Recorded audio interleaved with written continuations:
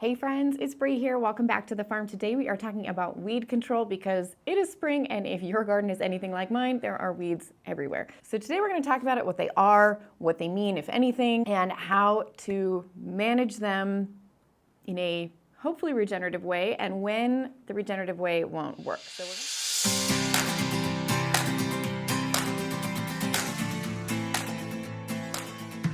Weeds are often called, and I see people say this all the time, just an unwanted plant or a plant that's in the wrong spot. Not necessarily true, right? So weeds, while yes, can be just an unwanted plant and relatively harmless, they also can be pretty harmful things. So when we are talking about, for example, and specifically noxious invasive weeds, I do always like to qualify weeds by, are they noxious and invasive, or are they just a nuisance weed? So things that are already on a designated noxious weed list, for example, would fall under that category, but also things that maybe aren't necessarily in that category. So when we're looking at a noxious invasive plant list, those are things that have been designated by the state as being invasive already. However, it is very difficult and complicated to get a plant on that list. When we're looking at invasive lists, we have to look at it with a grain of salt, because just because a weed is not on an invasive list does not mean it's not invasive. So let's start there. If we're talking about invasives, usually they have more than one means of reproduction. So they either have a very, very high rate of germination on their seeds, and they put out a lot of seeds. So for example, something like a common buckthorn. Common buckthorn is one that grows here at the farm. It's a tree-like, it can be a little bit shrubby. It puts off a ton of these little black berries. And what happens is in the spring when the birds are hungry, because there's a real lack of the native biodiversity and berries that they need, they turn to those, they spread them everywhere. They poop them out, they get spread all over the place, and those seeds have a very, very high rate of germination. Another example of this would be butterfly bush, Buddleia. So that one is commonly sold in nurseries, which drives me insane. It has a lot of seeds, and those seeds have a high germination rate. So again, we're looking at lots of seeds, high germination rate, but also usually invasives have another means of reproduction. So that can either be from cuttings. So like if a branch falls on the ground, it will sprout roots from that branch, or rhizome spreading. So that means that underground, those little rhizome roots spread and they go out, and then from there you get more plants. So a good example of this is Siberian elms. So if you have Siberian elms and also tree of heaven, these spread underground by rhizome. So each kind of root will send up lots of little suckers. That's when you also see another means of reproduction. So highly germinatable seeds, and also another means of reproduction like propagation or rhizome-based spreading. So that's what we're looking at when we're looking at an invasive noxious weed. Good example of this that a lot of you probably deal with is bindweed. So bindweed is one that has very, very deep rhizomes and also puts off a lot of seeds. And those seeds germinate really, really readily, and the seeds are viable for a long period of time. So it's not like some weeds, which their seeds are kind of only viable for a year or two. Bindweed seeds can be viable for decades. So these are why noxious invasive weeds are problematic, but also they're non-native. So when we're looking at something that is going to spread and take over, that reproduces by multiple means, and something that is a non-native plant, so introduced usually to your area, doesn't provide the ecosystem with any benefits, and also chokes out lots of native and beneficial plants, that's what we're talking about when we're talking about invasives. So again, we're differentiating these because it is important when we're talking about context to talk about what's just a weed and annoying like a dandelion, and then what is, okay, this is a problematic like a bindweed or brome, for me, smooth brome, Johnson grass. Bermuda grass is another great example. So non-native, at least if we're here in North America, non-native, spreads via rhizome, spreads via seed, takes over, and you know if you've tried to grow a garden in anywhere that used to be Bermuda grass, you are probably pulling your hair out right about now. So, all right, now that we have that context discussion under our belts, because it does inform what we're going to be talking about, let's get into some of the nitty-gritty. So one of the things I have been seeing on social media, and I see it every spring, it drives me absolutely insane, is the homemade dish soap remedy for weed control. It's usually a mix of Dawn dish detergent, salt, and vinegar. And I'm going to tell you why this does not work. Number one is you might see it work. So you might see it work on the above ground weeds, especially if you get them when they're in very tiny wire stage. It may work on some weeds. However, it is only going to kill mostly the above ground growth. And that means it's leading to probably multiple applications of this weed killer. The problem with multiple applications of this is, number one, Dawn has lots of ingredients that you don't want in your soil. It is a petroleum-based dish soap, and it has a fair amount of chemicals in it. And yes, I know water is a chemical, blah, blah, blah. You guys know what I'm talking about, okay? Then there's the salt. So you've probably heard the term salting the earth. You don't want to be applying salt to your soil. So Epsom salt, by the way, is different from table salt. This dish soap recipe uses table salt, and when you put salt in your soil, you're creating issues that are going to be there for years. So there's a reason for the term salting the earth. And the history of that is that when nations were being conquered, they would salt their fields so that the conquering nations couldn't grow anything in that soil. So what happens is, if you're having to do multiple applications of this homemade dish soap salt weed killer recipe, you're doing multiple applications of salt to your soil. So I'm not saying that it doesn't work. I'm sure some of you in the comments are going to be like, I've used it, it works. Sure. I'm not saying that it doesn't work. I'm saying it will probably take multiple applications. It's not going to kill the below ground growth. So if we're talking about a rhizome-based weed or a noxious invasive, not going to cut it. And you're also going to be salting your soil at the same time. Now, the really active ingredient in that recipe is vinegar. So the vinegar that they usually recommend is the kind you get at the grocery store, which is not going to be very effective. It's a very weak acetic acid, about 5%. We want to be killing weeds in a horticultural application. We want a higher acetic acid vinegar concentration, so something like a 20 or 30%, which is a horticultural vinegar. That will work much better than the kind you can get at the grocery store if you're using vinegar to kill weeds. I'm not saying that you can't do this, guys. A lot of people use it in pathways and that kind of thing. I just would skip the salt and skip the Dawn, okay? The salt and the Dawn are there to serve as surfactants, which is to help it stick to the weeds. But again, even if you're doing salt in your pathways, that will leach out with rainwater into the soil surrounding your pathways. Over time, it's going to create an issue. It's also killing a lot of the microbes and the soil life. So that vinegar and that salt especially is killing a lot of soil life. And not to mention, Dawn is not pollinator safe, guys. So if you happen to spray this onto anything, any insects in the area, your soil life are all going to be impacted by this weed killer recipe. So just because it's made with things you have in your house does not make it safe. So long term, anyway, the salt vinegar dish soap one, it's not safer for your soil. It's just unregulated and untested. If you want to use vinegar to kill weeds, just remember two things. One is that it is not probably going to kill the roots and the rhizomes, especially if it's a noxious invasive weed. And the other thing is that it will take multiple applications, so you're going to have to apply it more than once, and you need to be very, very careful with horticultural vinegar. We get kind of thinking like, oh, this is safe because I can eat it. Horticultural vinegar is very caustic. So if you splash some in your eyes, it can blind you. If you're going to be applying horticultural vinegar, you should just be using that. You don't have to add salt, don't add Dawn, and you'll want to be wearing goggles, full protection. Don't do it on a windy day because it is a non-discriminate killer. It will spray onto anything around the area and kill it, okay? All right, so I'm not saying don't use it. I am saying don't use the Dawn and salt one. I'm gonna go ahead and say that, don't use it. Just don't.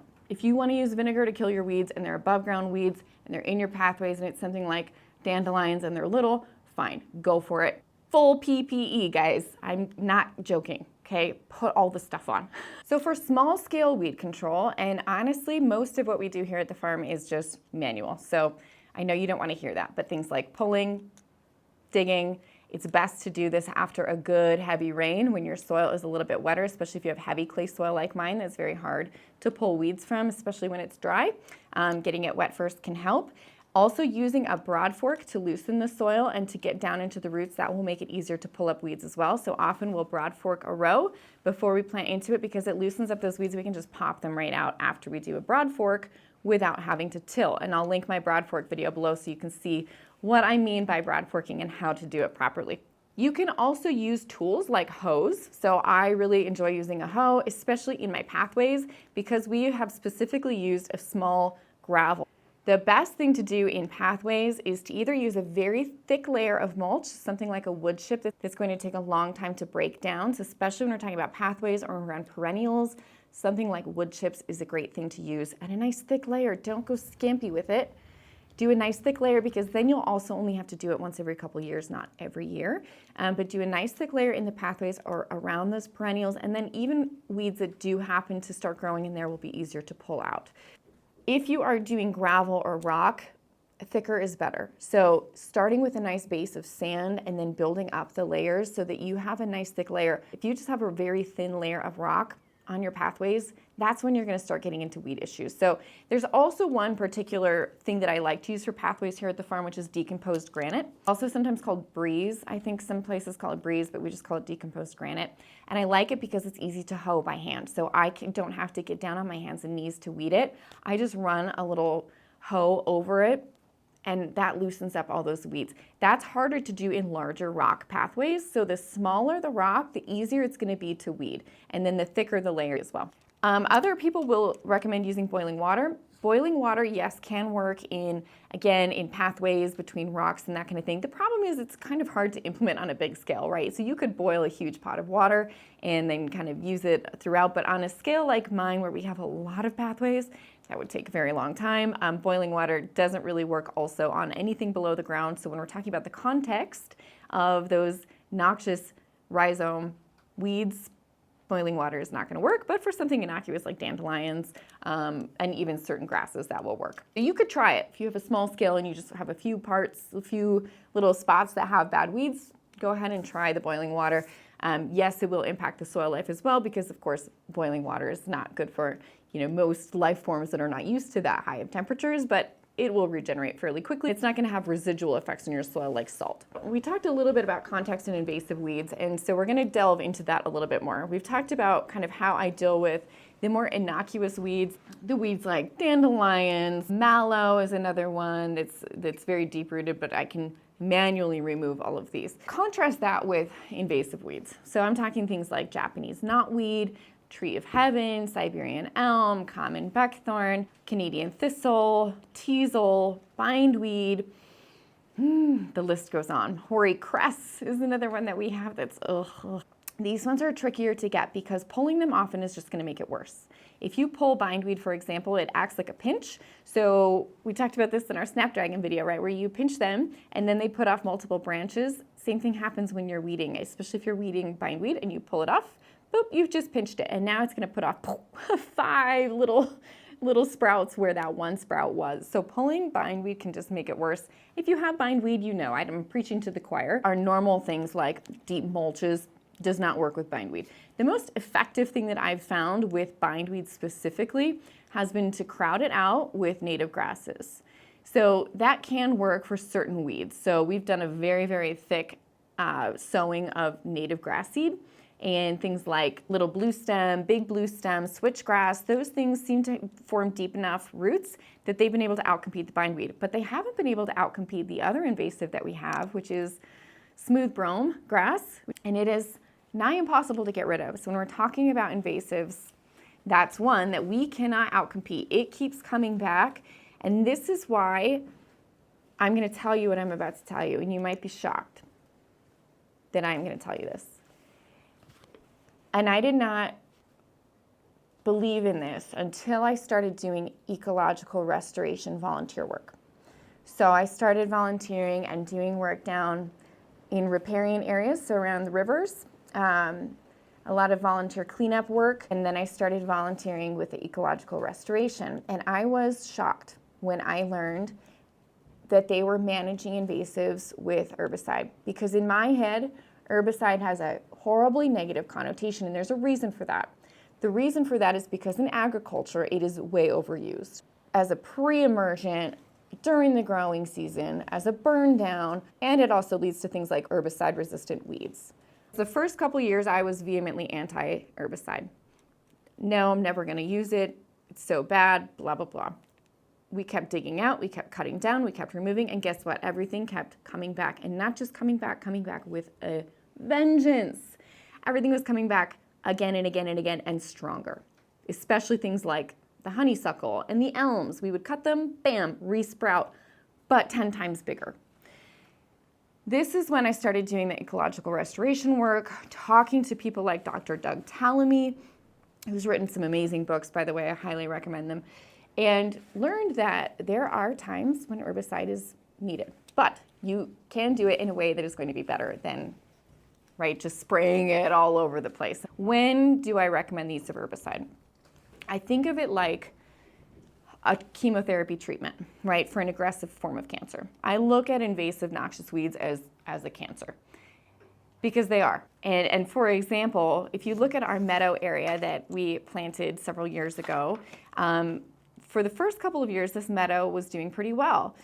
It's all native plants. I planted it really densely. It was coming in. It was filling really beautifully. But I had never treated the invasive grass that was there before. I had just done a very thick layer of paper, and then I had built up the soil on top. Well, those rhizomes were still there underneath that dirt. And after a couple years, they worked their way up to the top. And guess what? Now all of my native planting areas have been taken over by this grass. So what happens is if we don't get rid of those noxious invasive weeds the right way, they just keep coming back, just like a cancer.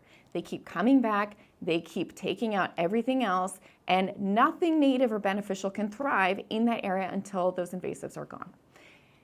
So it's through experience that I say this, okay? Don't be mad at me, don't hate me. So what will I use herbicide for? Things that I cannot manually remove. So I've actually been able to manually eliminate things like Canadian thistle. We've dug that out after a rainfall. We've been able to manually remove those. It's taken a couple years, and we still do get some coming up here and there, but very manageable. And our whole back area was filled with them, but that was all manual removal.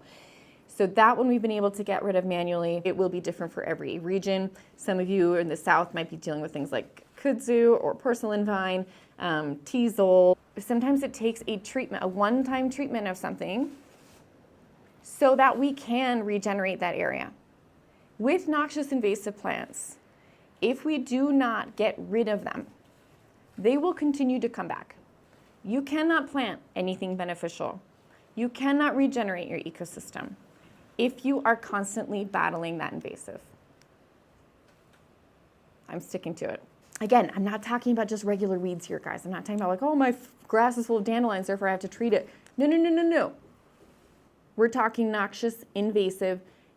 There are a couple of ways that you need to think about this. So one is that we are trying to minimize the impact on the soil, right?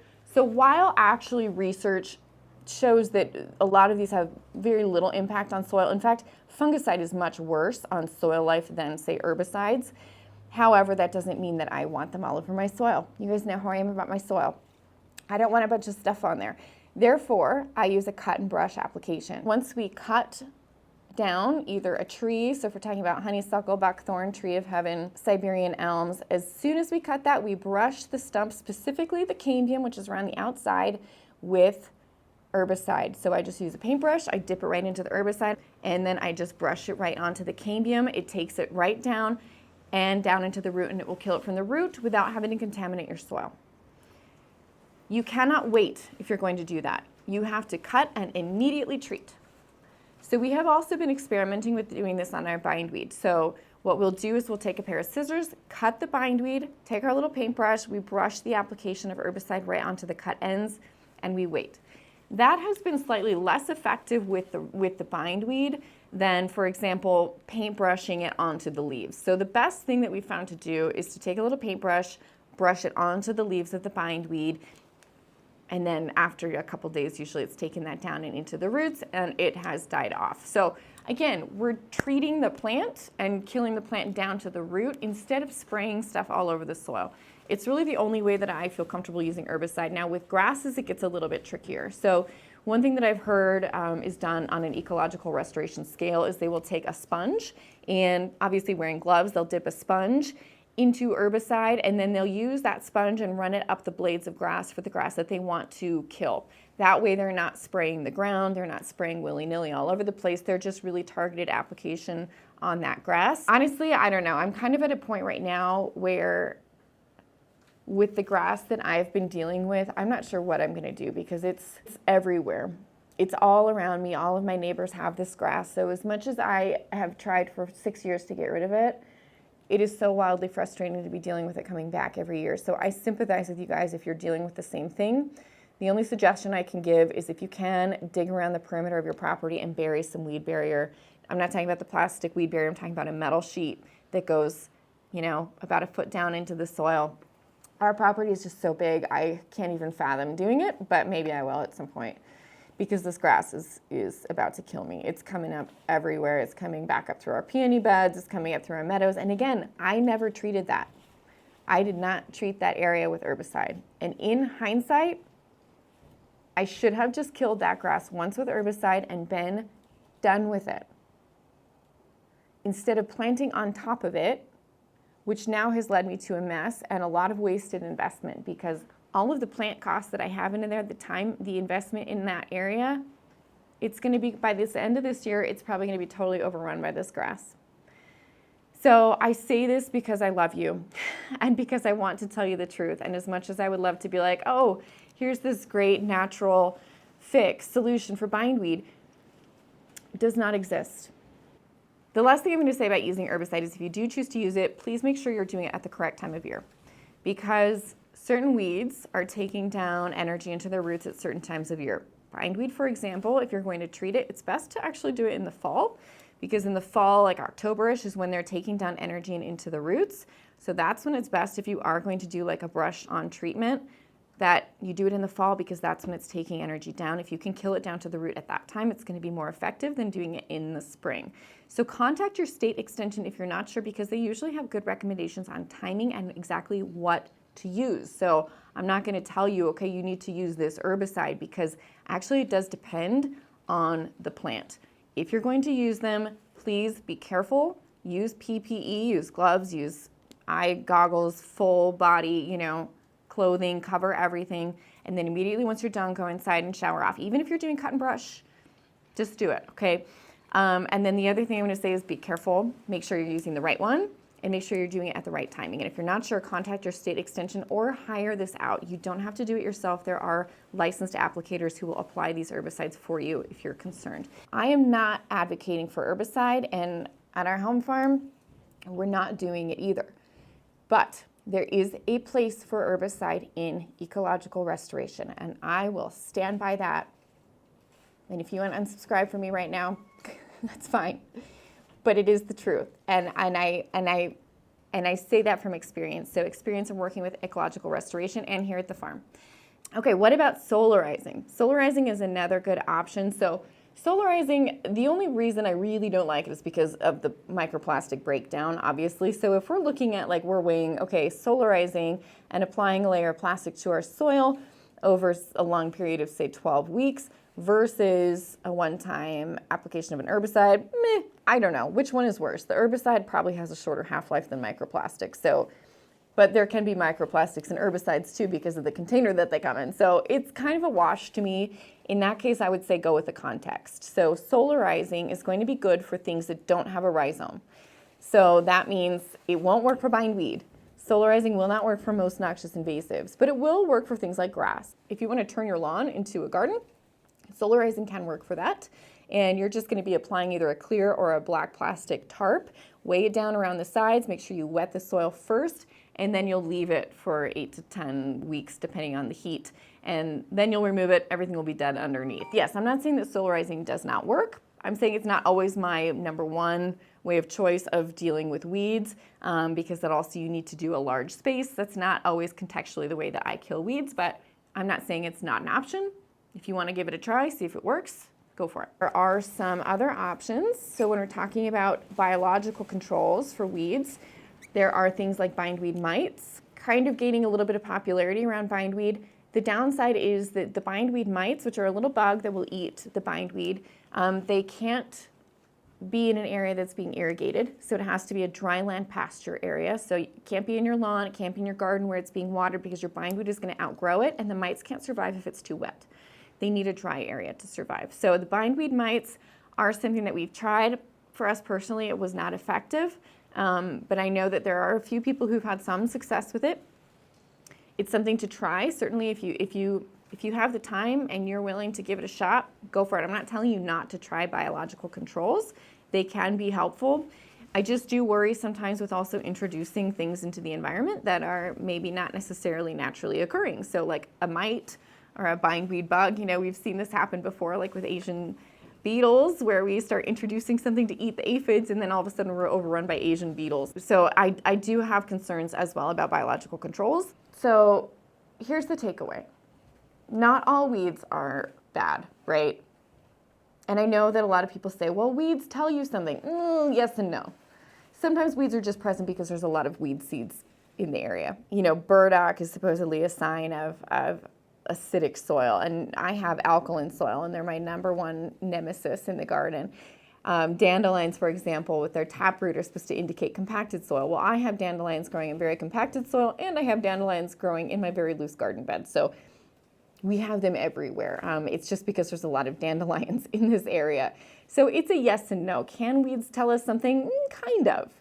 But don't get too deep into that, because I would rely more on a soils test to indicate issues with your soil than I would on weeds. So here's the takeaway, guys. Not all weeds are villains, right? Context is so important to this conversation. DIY weed sprays can be worse than they look.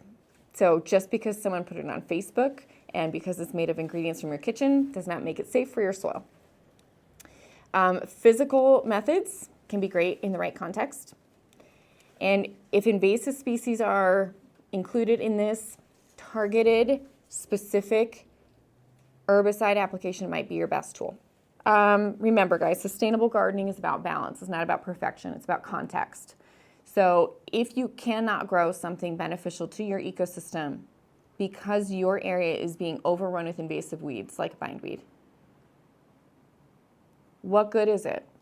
You are just going to run yourself ragged and exhausted dealing with this bindweed problem. And in the meantime, nothing beneficial is going to be able to grow there. And eventually you will quit and give up and move away and say, I can't deal with this anymore. And then the next person is going to inherit it. Deal with it one time. Deal with it once, plant something beneficial, regenerate that ecosystem, regenerate that soil. All right, thanks for spending time in the barn with me today and in the garden. Like, subscribe if you learned something new. If you hate me, I'm sorry. I will see you guys around here next time at the farm.